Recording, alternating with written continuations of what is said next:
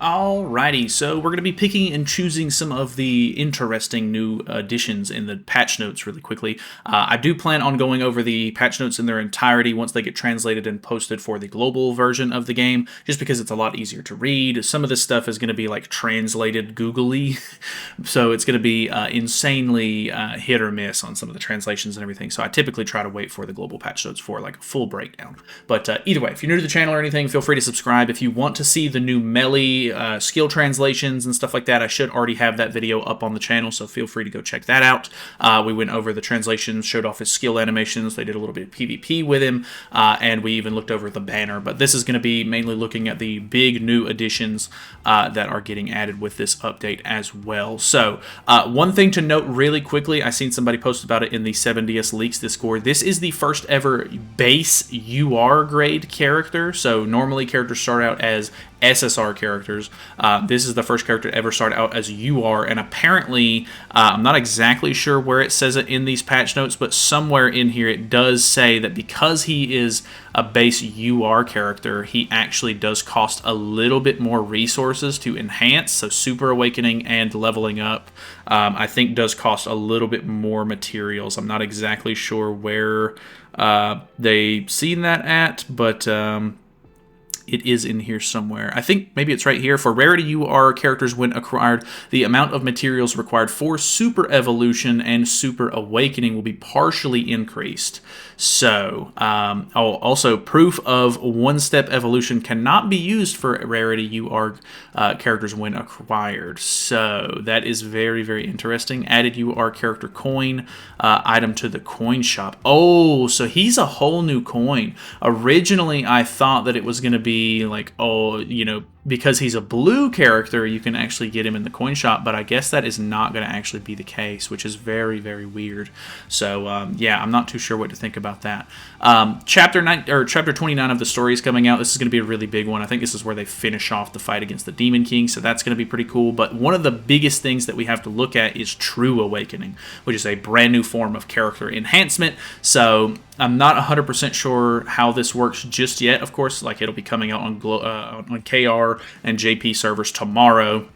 It won't hit the global servers until Monday night / Tuesday morning if you're new or wondering. So we'll be able to mess with that a little bit early next week. But this is a brand new form of awakening. We obviously see right here that to true awaken a character, they have to be level 100. And they have to be fully max super awakened, which I think is pretty standard. It costs 10 LR seals, which is why they've been giving us a little bit extra lately, on top of the fact that they're also in this update expanding the LR seal storage from 100 to 200, so that's nice. You'll be able to hold more at one time, which is good considering you need 100 for an LR character, and if you want to be able to, you know, true awaken characters as well, you need to be able to sit on some more, you know, more than 100 at that point. So it takes 10 LR seals. It takes 3 of these True Awakening coins, and then it takes 100 of these memory crystals, which is the brand new currency that we're going to be getting from this new Demon King Purgatory game mode, which is like a big boss fight. They did show some gameplay off of this in the live stream, and it actually looked kind of cool. It has like this mechanic that revolves around, it basically gives you like 3 random attributes that you need to use. It can be like strength, speed, or like, you know, all like one of each or whatever, but you basically need to use characters that are on the normal color wheel. I don't recommend you, I don't know, you can probably get away with running 1 or 2 light or dark characters, but the whole gimmick is that you're supposed to be using like blue, red, or green characters and following some sort of little pattern that it gives you. I think it's every turn, I'm not 100% on that, but kind of an interesting mechanic. It has also like a team mechanic like Croc Shell does, where you have teams A and B, so you have 2 teams of 4 characters. All 4 characters are on the field at the same time. I probably just need to pull up the live stream footage of this really quickly, so give me 1 second. Okay, so as you can see here, he has 4 characters on the field. He does have a second team in reserve that you can sort of swap to as well, but he has they have some very interesting picks in this thing. Like they're using Garrod on this first team, they're using Green Melascula as well, which is maybe not like super weird considering he's got like a demon team kind of thing going, except for Garrod, of course.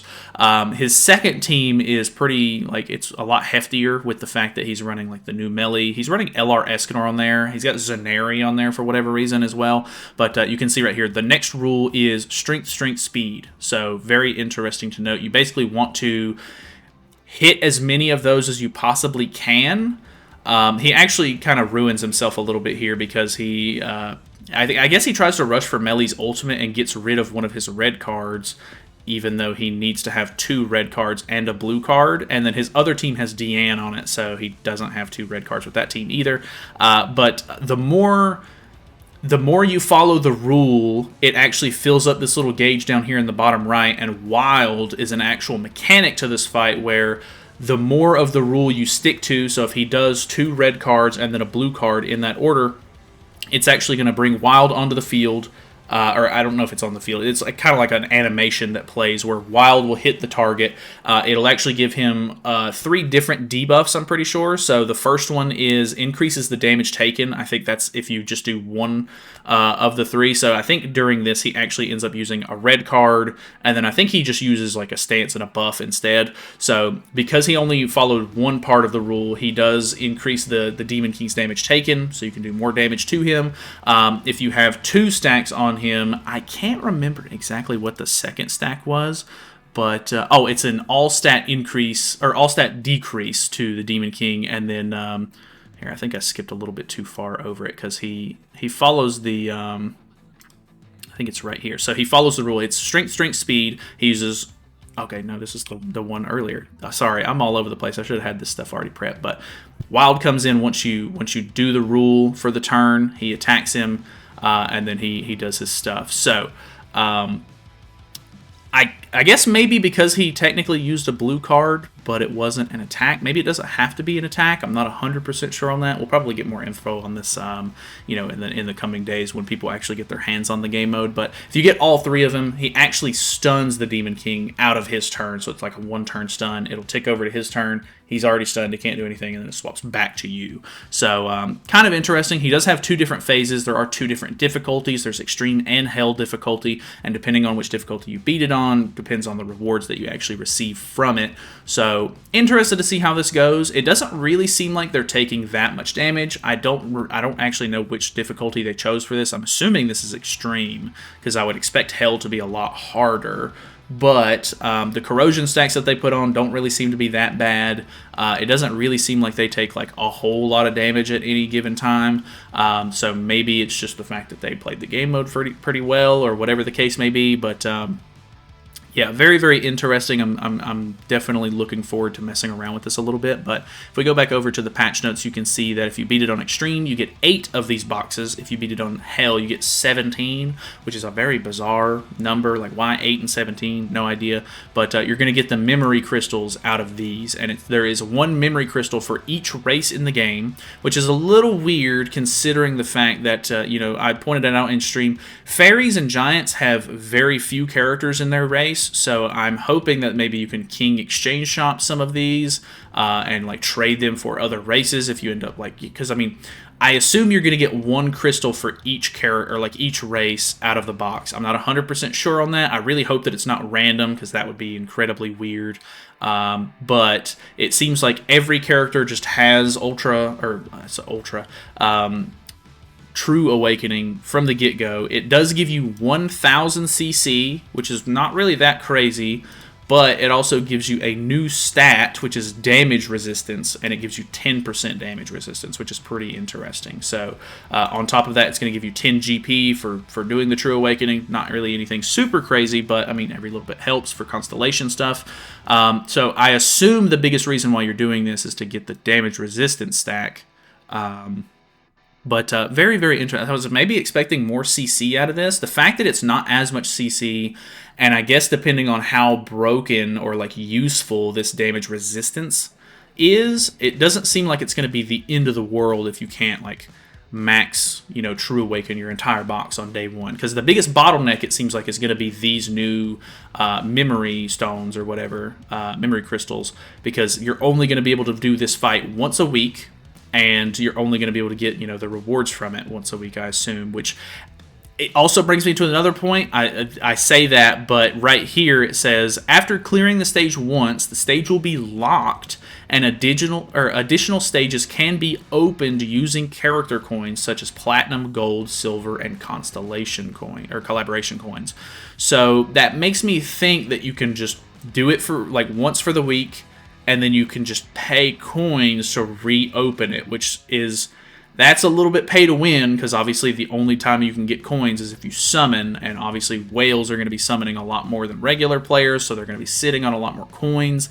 I don't really know how I feel about that, because obviously if you're a big whale and you're sitting on a ton of coins, you can just do this as many times as you want, as long as you have the coins to re-enter, and you're going to get way further ahead than regular players are, which is like that's really concerning. If it was like, oh, everybody gets to do it one time a week, no big deal, like everybody's kind of on an even playing field. But the fact that it's saying that you can open it again is really interesting, in the fact that it could make it way more pay to win. Not sure how I feel about that. We're going to have to see once it actually hits the game, if there's a limit to how many times you can reopen it or whatever. It doesn't say that in here, so I'm assuming it's unlimited, which is that does not sound good. So we'll have to kind of see. But very interesting new game mode. Looking forward to messing with it, of course. We do have 2 new relics in this update. We have a Hawk relic and a Merlin relic. The Hawk relic is just 10% all stats, nothing insane. Just very basic, I guess. Hawk is a pretty bad unit that you don't really want to use anyway. The Merlin relic, on the other hand, does work in the sub slot, and it makes her like a 7 deadly sins specific unit. So I think Kane had translations for it, if I'm not mistaken. Let me see if I can find those really quick. The Merlin relic is when all allies, including the sub slot, are 7 deadly sins straight, increases allies in the battlefield's basic stats by 15%, and for every debuff applied to the enemy, decreases damage taken by 3%, max of 30%. So, kind of interesting. This new melee does have like a cleanse mechanic, kind of like Demon King does, and I'm not too sure exactly, or well, it's not necessarily like Demon King, more like Purg melees, but Demon King runs on the same team, so both of those characters are going to have a cleanse, which might make this relic a lot less useful, considering I imagine he's going to be on the top of the meta and the most ran unit, if I had to guess. We'll obviously see how that sort of unfolds, but that kind of does nerf this a little bit, because you're not going to be getting as many debuffs out. So interested to see how that unfolds. Very not what I was expecting for her relic, especially the fact that it's locked down to 7 deadly sins characters, but I guess it's kind of fitting, because this chapter that we're getting in the story is very like 7 deadly sins working together to defeat the Demon King, kind of. That's the theme. So I guess it makes somewhat sense, but very interested there. There's obviously a ton of new bundles and stuff like that coming out as well. There is a whole bunch of free rewards that we're getting. You can see right here, they're giving out 300 diamonds and 300 Super Awakening coins within the 1 month period that this event is going to be going on. So that's all through the login bonus here. You can see every 7 days you're going to get Super Awakening coins, and a lot of them. So that's fantastic. I'm hoping that I can try to finish off Super Awakening some of my box, because I'm getting kind of close to finishing that off. But with this new mechanic coming out with True Awakening, I'm not too sure how that's going to go. Obviously, the thing with True Awakening is, if we come down here to the bottom section, we're going to skip over a lot of these events and stuff like that. One noteworthy thing is that there's 20 LR seals in the exchange shop for the new event boss that's coming back, and then there also is a new Labyrinth season with a Hell outfit, but they've increased the amount of LR seals that you get from 20 to 50 in the Labyrinth this season. So that's a lot more LR seals as well. But if we come down here, you can actually see... Oh, by the way, people were thinking that this might have been an extra copy of Melee, but this is actually just his SSR outfit that you unlock whenever you reach the 900 payback reward. So just be aware, it's not a character, that's an outfit for him. But the new True Awakening stuff has like a conversion rate down here somewhere. You can see, so 12 Super Awakening coins can be traded for 1 True Awakening coin. It takes 3 True Awakening coins to max out a character, like to actually True Awaken them. So do be aware that's going to be 36 coins, or you can go to the coin shop and trade 4 platinum coins for 1, or 60 of the gold coins for 1. So I think that that's actually kind of nice. I feel like gold coins really don't have a super useful trade at the moment. Like, I really only use them for going into the gold coin dungeon, and that's basically it. So The fact that there's a new thing that you can actually trade gold coins for is actually kind of nice. This should be hopefully a pretty useful trade, but that is very, very interesting. So there's also new goddess or new gotcha effect added. Demon King Meliodas to the gacha production. So I'm pretty sure this is a brand new animation which got leaked a little bit for the new Melee, which is pretty sick. Some of the changes are also kind of interesting. So addition of rarity UR character when acquired. So we talked about that a little bit. So that's kind of interesting as well. Changes in mission content and it rewards exclusive for returning players. So these are getting changed for like, I think this is like if you're away for like 2 weeks or whatever, you get some rewards for coming back to the game. So those are being sort of like reworked a little bit. Storage for LR seals are going up to 200, of course. Additional training GP acquisition amount when strengthening costumes. So changes will be made so that you can earn 1 training point when UR/LR costumes have strengthened to the maximum. So that should be actually like a nice little chunk of GP that we should be gaining as soon as this update drops, which is kind of nice. Added maximum number of item warehouse. The basic number of item warehouses will be increased from 135 to 140. You can now, or you can expand up to 550 by consuming diamonds. And then they also added new box CC buffs all the way up to 20 million CC. So that's also kind of crazy.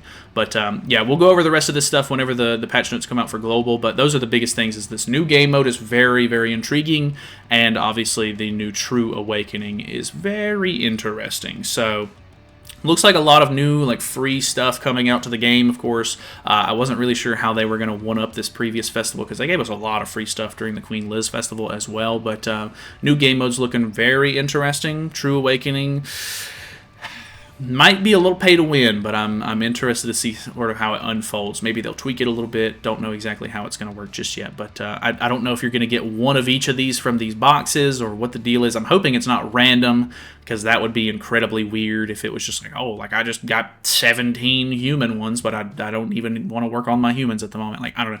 We'll see how it sort of unfolds. I'm sure tomorrow, once people can kind of get their hands on some stuff, we'll get a little bit more info, and then of course by the time it drops on global, we'll see. But either way, thank you guys so much for watching. Hopefully you guys enjoyed the video. If you need to go see the Melee video, it should be already up on the channel. I'm going to be out of town for the next couple of days, so I have videos pre-planned and everything, but it's probably not going to be anything like incredibly exciting, but a couple of videos already made for you guys. I'll be back on Sunday, I think, so I will be back for the new update to drop. We'll go over the patch notes. We'll do some summons and stuff at the beginning of the week. Should be a really fun time. So like I said, thanks for watching. Feel free to subscribe if you haven't already. I will see you guys later.